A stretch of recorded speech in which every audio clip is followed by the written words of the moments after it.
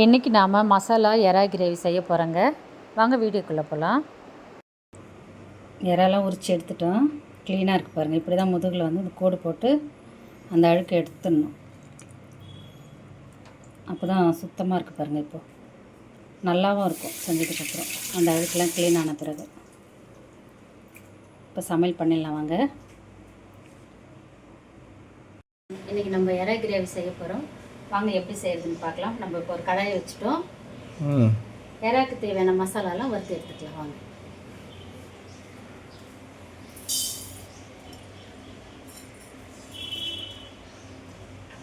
தனியா போட்டாச்சு.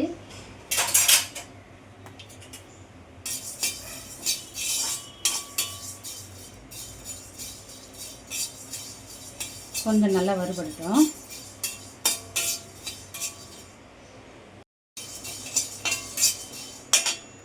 தேவையான அளவுக்கு காஞ்ச மிளகாய் போட்டுக்கலாம்.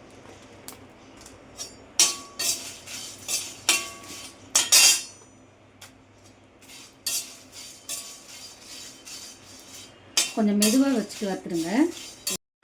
அது வரைக்கும் எண்ணெய் ஊற்றிக்கலாம். கொஞ்சம் இந்த வேலையும் ஒரு வழியாக ஆகிடும். எண்ணெய் ஊற்றிட்டு எண்ணெய் காய் இப்போ சீரகம், சோம்பும், மிளகும் சேர்த்துக்கலாங்க.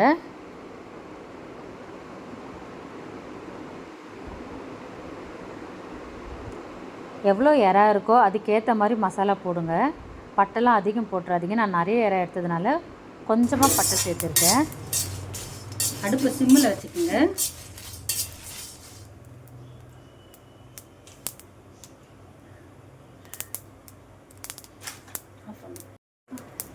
ஒரே ஒரு பட்டை துண்டு, 2 லவங்கம், 1 ஏலக்காய், சீரகம் போட்டுக்கலாம். கொஞ்சம் சோம்பு, கொஞ்சம் பொரியட்டும்.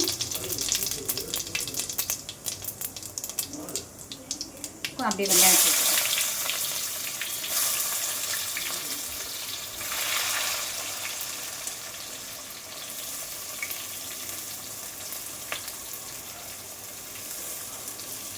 பச்சை மிளகாய் அரைஞ்சி வச்சுட்டு அதே சேர்த்துக்கலாம்.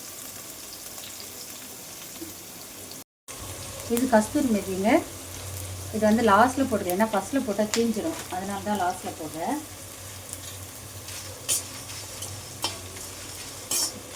சரிவாங்க. இது அப்படியே ஒரே வேலையாக இதையும் வதக்கிக்கலாம்.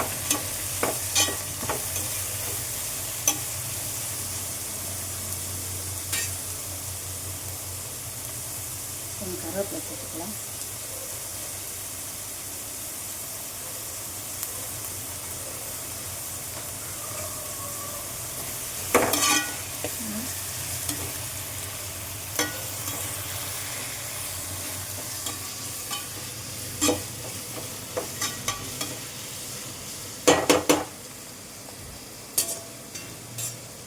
நல்லா பாருங்கள் வரைஞ்சிடுச்சு. நம்ம ஆஃப் பண்ணிடலாம்.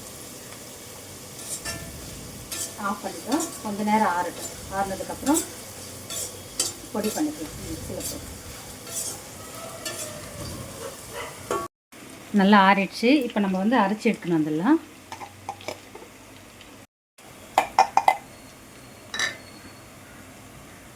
நல்லா பவுடராக இருக்கு பாருங்கள். இந்த மாதிரி அரைச்சா போதும். இஞ்சி பூண்டு போட்டுக்கலாங்க.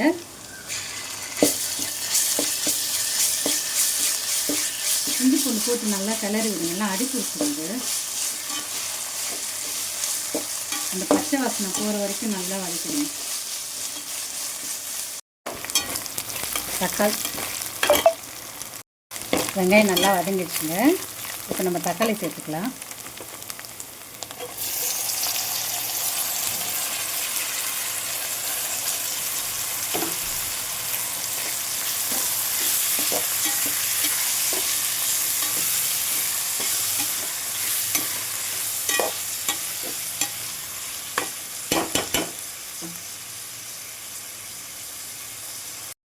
கூடவே கொஞ்சம் கல் உப்பு போட்டுக்கலாங்க. அப்போ தான் நல்லா வதங்கும்.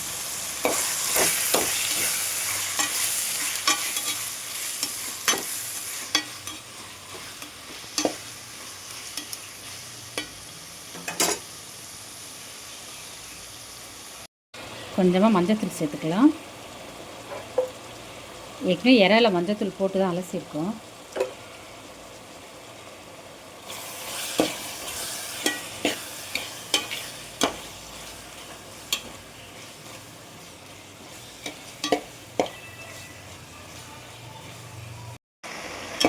வெங்காயம் தக்காளி நல்லா வதங்கிடுச்சு பாருங்கள்.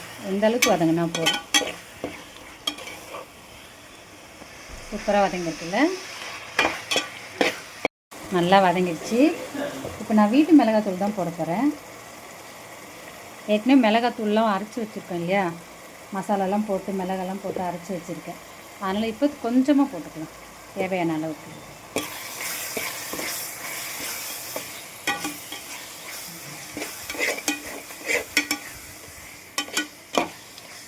ஏற்கனவே காஞ்ச மிளகாய், மிளகு, சீரகம் எல்லா மசாலாவும் போட்டிருக்கேன். போட்டு நம்ம பவுட்ரு பண்ணி வச்சுருக்கோம்ல, அதனால் மிளகாத்தூள் மட்டும் தேவையான அளவுக்கு போட்டுக்கலாம். ஏன்னா இறை வந்து ஒரு 1 கிலோ 2 கிலோ இறை இருக்கும் இது. அதுக்கு தேவையான அளவுக்கு நம்ம மசாலா செஞ்சுருக்கோம் பாருங்கள். இப்போ நம்ம இறாவை சேர்த்துக்கலாம்.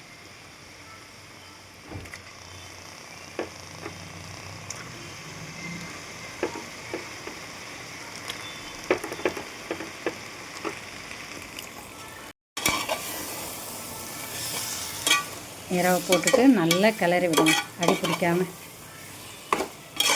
பெரிய இறை, அதனால் நல்லா கொஞ்சம் வேக விடணும். கொஞ்சம் நேரம் அப்படியே மசாலாவிலே வேகட்டோங்க. இந்த இறா மசாலாவிலே நல்லா வேகட்டும். கொஞ்சம் நேரம் மூடி வைக்கலாம். மூடி வச்சுட்டு சிம்மில் வச்சுருங்க.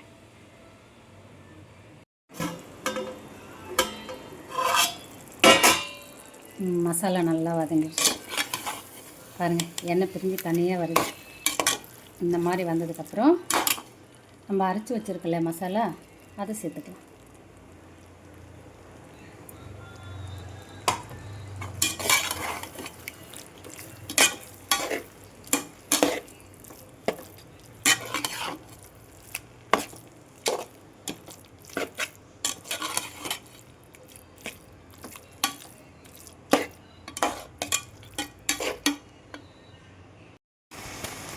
மசாலா அந்த பச்சை வாசனைலாம் போயிடுச்சுங்க.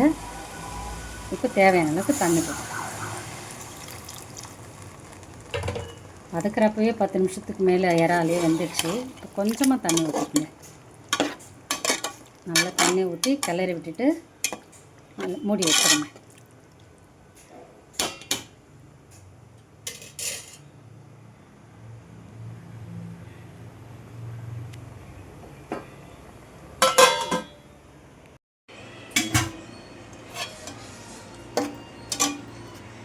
தொக்கு போட்டு சாப்பிட்டு பாருங்கள், ரொம்ப நல்லாயிருக்கும், சூப்பராக இருக்கும்.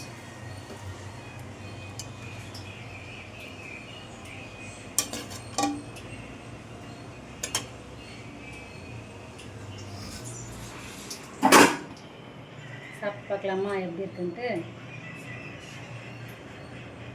சூடாக இருக்குது.